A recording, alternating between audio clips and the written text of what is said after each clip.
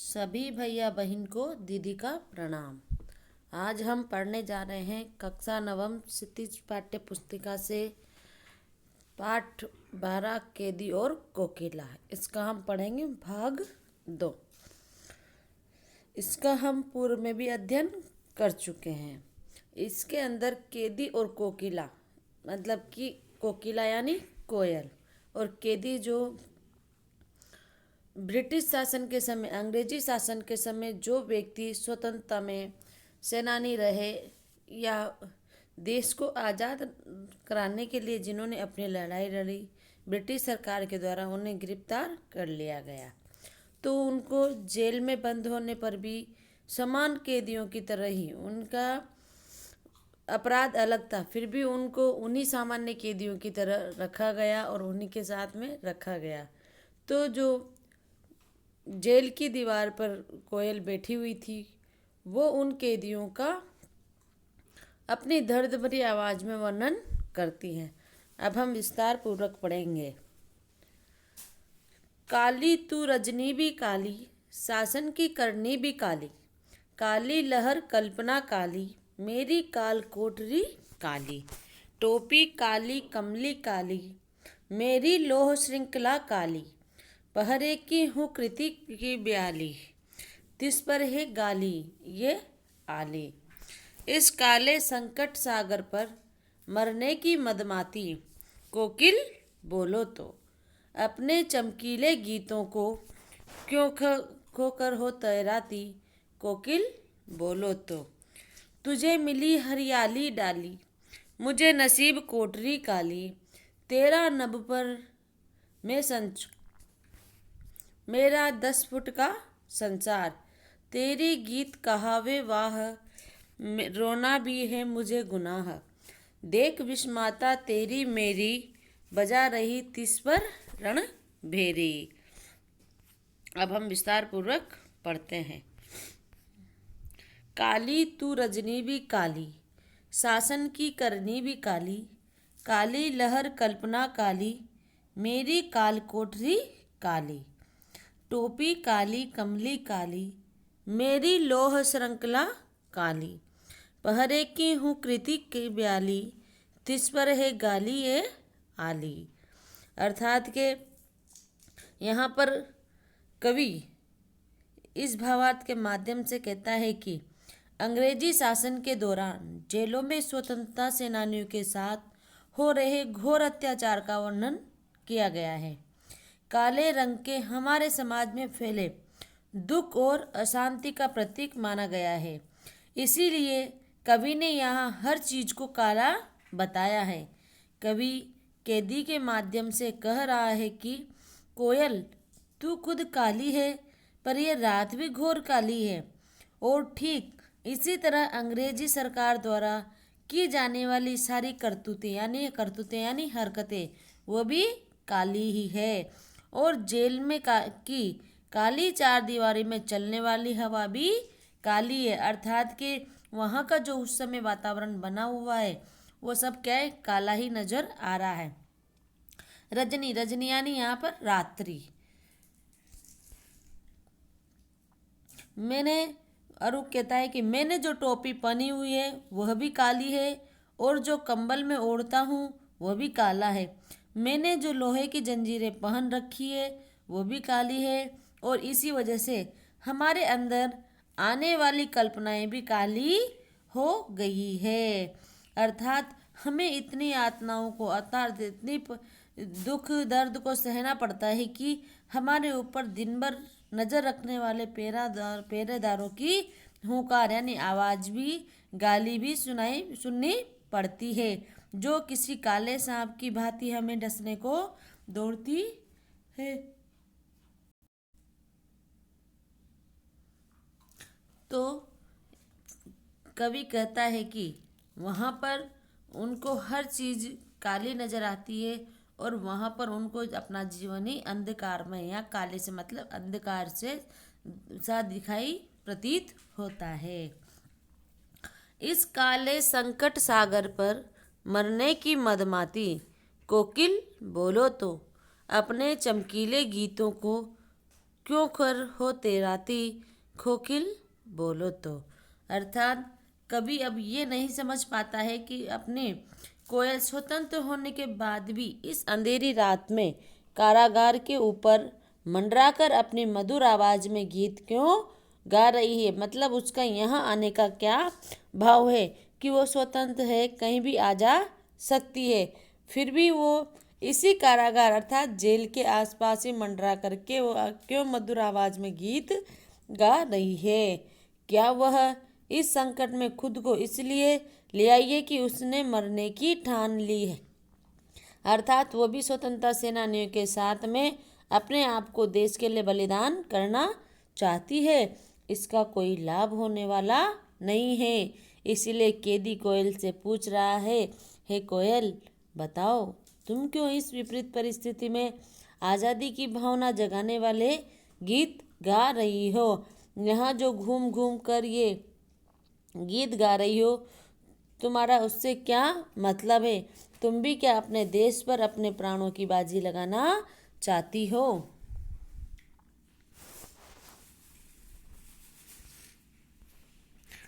तुझे मिली हरियाली डाली, मुझे नसीब कोठरी काली।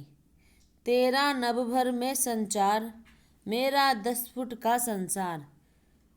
तेरे गीत कहावे वाह, रोना भी है मुझे गुनाह।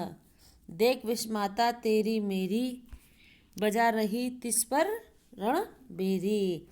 अर्थात के प्रस्तुत पंक्तियों में कवि ने स्वतंत्र कोयल एवं बंदी कैदी के मन की स्थिति की तुलना बड़े ही मार्मिक ढंग से अर्थात की बड़ी गहराइयों के साथ में की है कि जहाँ एक और कोयल पूरी तरह से स्वतंत्र है अर्थात आज़ाद है, किसी भी पेड़ की डाली में जाकर बैठ सकती है, कहीं पर भी विचरण कर सकती है और अपने मनचाहे गीत भी गा सकती है। वहीं दूसरी ओर कैदी के लिए अंधकार से भरी 10 फुट की जेल की चारदीवारी है, जिसमें उसे अपना जीवन बिताना है। वह वहाँ अपनी इच्छा अनुसार कुछ भी नहीं कर सकता, क्योंकि कोयल तो स्वतंत्र है, वह कहीं भी आ जा सकती है, कहीं पर भी बैठ करके अपने गीत गा सकती है। लेकिन जो कैदी है उसको एक 10 फुट का जो एक कमरा है, जो एक चार दीवारी है, उसके अंदर ही अपना जीवन बिताना है और वह अपनी इच्छा के अनुसार वहाँ पर कुछ भी नहीं कर सकता। कोयल के मधुर गाने को सुनकर सब लोग वाह वाह करते हैं, वही किसी कैदी के रोने को कोई सुनता तक नहीं है, क्योंकि उस चार दीवारी से बाहर कुछ भी आना असंभव है। उनके रोने की आवाज़ भी वहाँ बाहर नहीं आ सकती, क्योंकि उसका संपूर्ण संचार उस 10 फुट की दीवार के अंदर ही है। वहीं किसी कैदी के रोने को कोई सुनता तक नहीं है। इस प्रकार कैदी और कोयल की परिस्थिति में जमीन और आसमान का फर्क है, मगर फिर भी कोयल युद्ध का संगीत क्यों बजा रही है। कैदी कोयल से जानना चाहता है कि आखिर कोयल के इस तरह रहस्यमयी ढंग से गाने का क्या मतलब है, अर्थात तुम जो यहाँ पर चार दीवारी के आसपास आकर के जो तुम्हें गा रही हो उसका क्या मतलब है। तुम ये जो युद्ध का जो संगीत बजा रही हो ये क्यों बजा रही हो, इसमें क्या रहस्य छुपा हुआ है।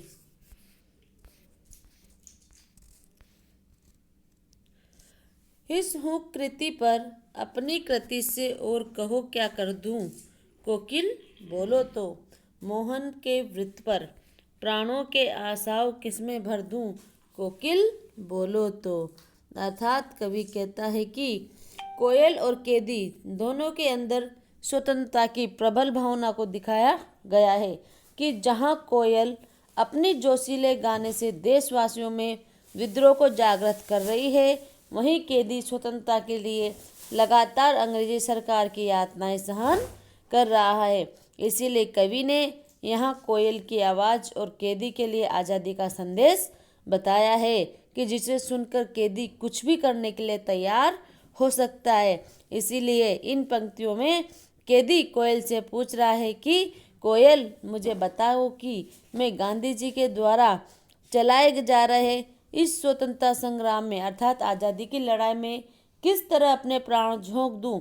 मैं तुम्हारे संगीत को सुनकर अपनी रचनाओं के द्वारा इस क्रांति की ज्वाला भड़काने वाली अग्नि तो पैदा कर रहा हूँ, लेकिन मुझे तुम बताओ कि मैं देश की आज़ादी के लिए और क्या कर सकता हूँ। कि जिस प्रकार से उस समय अनेक प्रकार के स्वतंत्रता सेनानी बढ़ चढ़कर इस आज़ादी की लड़ाई में हिस्सा ले रहे थे और अपना अपना बलिदान दे रहे थे, तो कि वो कह रहे हैं कि मैं तो ये चार दीवारी में बंद हूँ, मैं कैसे उस लड़ाई का हिस्सा बन सकता हूँ।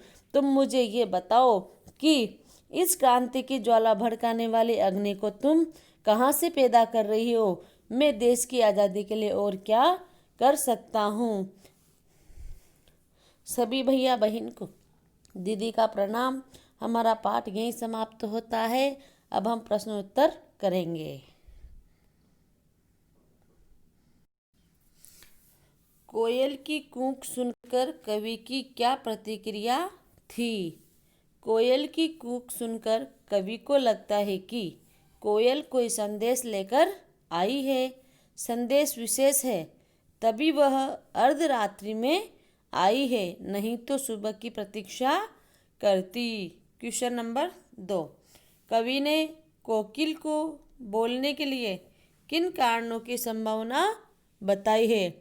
तो कविता में कवि ने कोकिल के बोलने की निम्नलिखित कारणों से संभावना बताई है। नंबर 1, कोकिल कोई संदेश देना चाहती है।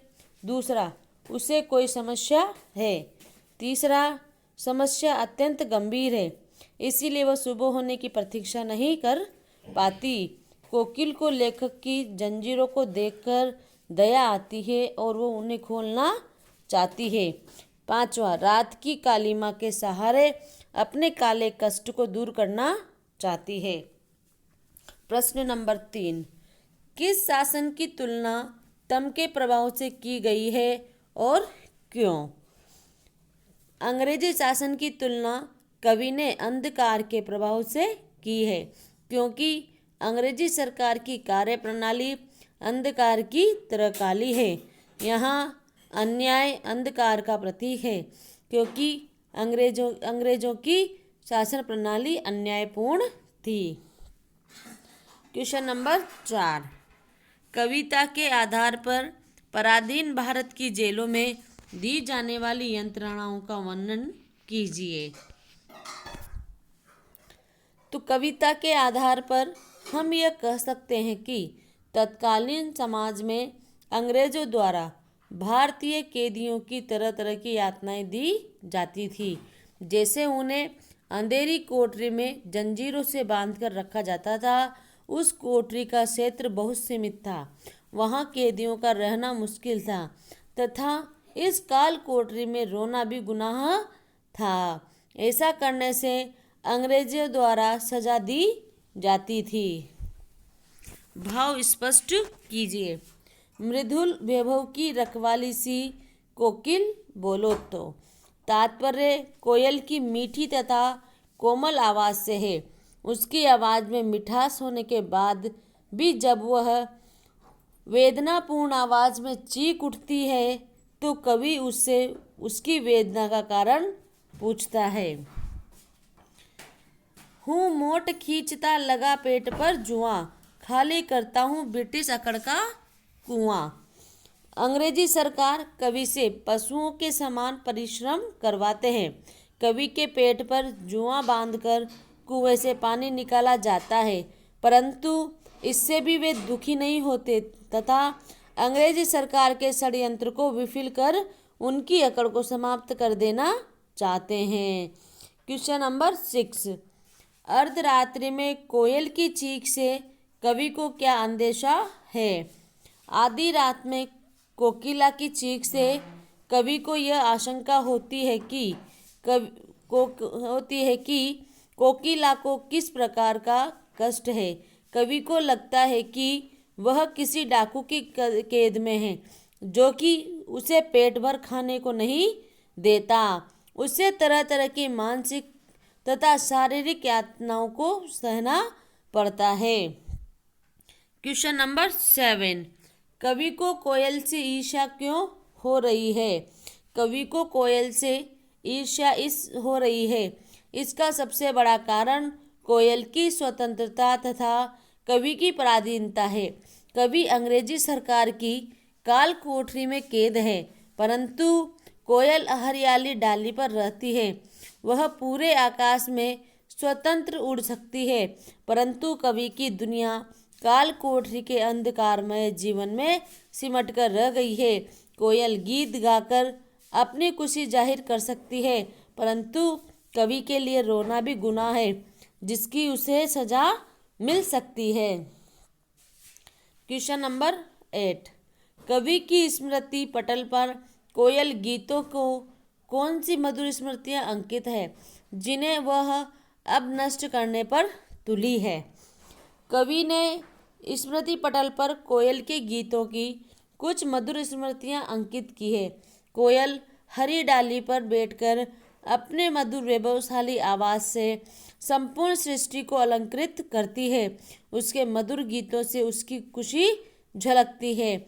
वह स्वतंत्रता पूर्वक अपना गीत गाती है, परंतु अब वह अपनी इन विशेषताओं को नष्ट करने पर तुली है। वह बावली सी प्रतीत हो रही है। हथकड़ियों को गहना क्यों कहा गया है? तो कवि ने हथकड़ियों की तुलना गहनों से की है, क्योंकि भले ही यह कवि के लिए हथकड़ी है, परंतु यह ब्रिटिश सरकार द्वारा दी गई पराधीनता है। यह ब्रिटिश राज का प्रतीक है, जो अंग्रेजों के द्वारा अपनाया गया है। क्वेश्चन नंबर 10, काली तू ए आली। इन पंक्तियों में काली शब्द की आवृत्ति से उत्पन्न चमत्कार का विवेचन कीजिए। इन पंक्तियों में कवि ने कुल 9 बार काली शब्द का प्रयोग किया है। यहाँ काली शब्द का प्रयोग कई अर्थों में किया गया है। कहीं इसकी तुलना ब्रिटिश सरकार से की काली करतूत से की है, कहीं यह वातावरण की कालिमा का प्रतीक है, तो कहीं इसका अर्थ निराशा के रूप में लिया गया है। प्रश्न नंबर 11, काव्य सौंदर्य। कवि जेल किस दावानल की ज्वालाएं देखी है? यहाँ कवि कोयल की वेदनापूर्ण आवाज पर अपनी आशंका व्यक्त कर रहा है। अपनी प्रश्नात्मक शैली से कवि कोयल के कष्ट का अनुमान लगा रहा है। कवि ने बिंबात्मक शैली का प्रयोग किया है। भाषा में सहजता तथा सरलता है। तेरे गीत कहावे वाह, रोना भी है मुझे गुनाह, देख विस्माता तेरी मेरी बजा रही तिस पर रणबेरी। प्रस्तुत काव्य पंक्तियों में कवि ने अपने तथा कोयल के जीवन की विषमताओं की ओर संकेत किया है। कवि ने यहाँ तुकबंदी का प्रयोग किया है, अपनी तथा कोयल के जीवन की तुलना की है तथा सरल भाषा का प्रयोग किया है। प्रश्न नंबर 12, कवि जेल के आसपास अन्य पक्षियों का चहकना भी सुनता है होगा, लेकिन उसने कोकिला की ही बात क्यों की है?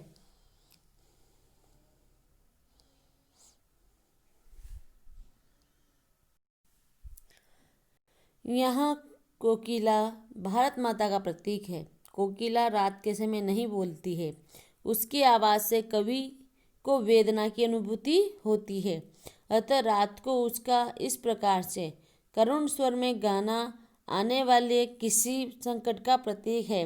कोकिला की आवाज़ अन्य पक्षियों से अधिक मधुर तथा भिन्न है, इसीलिए कवि ने कोकिला की ही बात की है।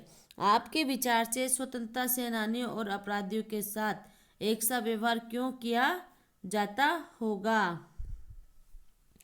तो ब्रिटिश सरकार स्वतंत्रता सेनानियों तथा अपराधियों में कोई अंतर नहीं समझती। ब्रिटिश सरकार ने भारतीयों के अधिकार को छीन लिया था, अतः अपने अधिकारों की प्राप्ति तथा भारतवासियों को आज़ादी दिलाने के लिए स्वतंत्रता सेनानियों ने बहुत संघर्ष किया। भारतीयों पर अपना वर्चस्व कायम रखने तथा स्वतंत्रता सेनानियों के मनोबल को तोड़ने के लिए वे स्वतंत्रता सेनानियों और प्रेमियों को अपराधियों के साथ एक साथ व्यवहार करते हैं। सभी भैया बहन को दीदी का प्रणाम। ये हमारा आज पाठ 12 यहीं पर समाप्त होता है। धन्यवाद।